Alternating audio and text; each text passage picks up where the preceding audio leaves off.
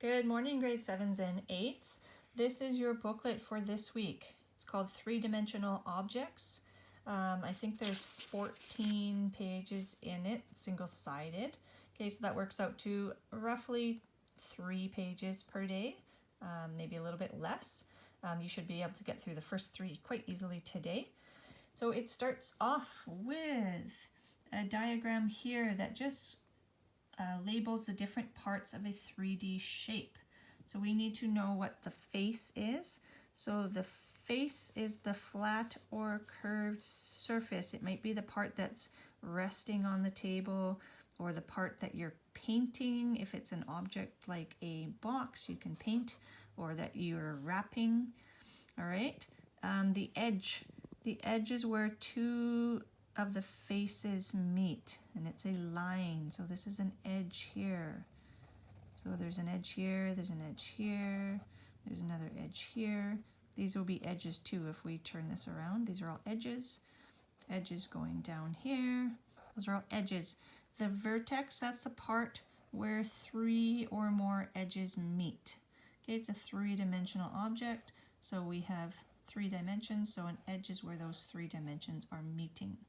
Okay, so we need to know those lines and faces, edges, vertex, face, in order to do this part here. So you need to name this object here. So we've got a rectangular prism.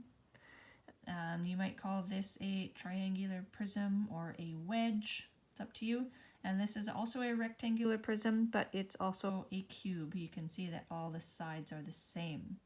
Okay, you'll have to indicate how many faces there are.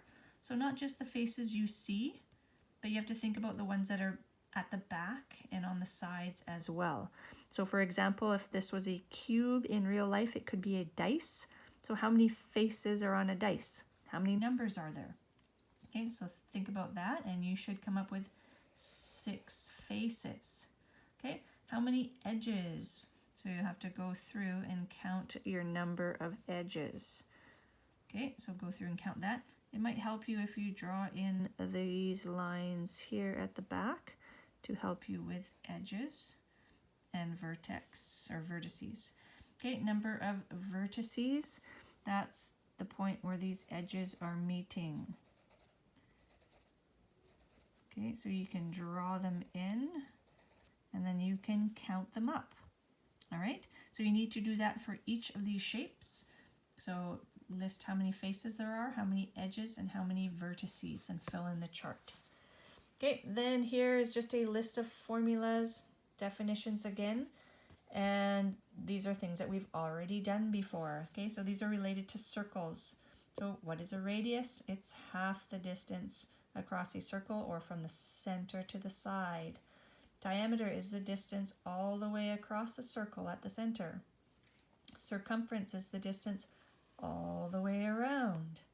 Okay, and then an area, the formula for area of a circle is pi times radius squared, or pi times radius. Okay, so refer back to this page. This is all stuff that we've done already, but the formulas are there to help you. Then moving on to this page. Okay, you need to find the circumference. You did that in your last, or a couple booklets ago. Pi times diameter, so 3.14 times by the diameter. Okay, if you're just giving the radius, you're going to have to double your radius, so 2 times pi times radius. Okay, find the area of the circle, pi times radius squared, or pi times radius. So go ahead and complete those simple calculations. Okay. You've done these areas before as well. Area of a triangle, area of a parallelogram. So triangle, base times height divided by 2. Parallelogram, base times height. Rectangle, length times width. So go ahead and calculate the areas of these shapes here. Okay, so that's page 2. And then the last page for today.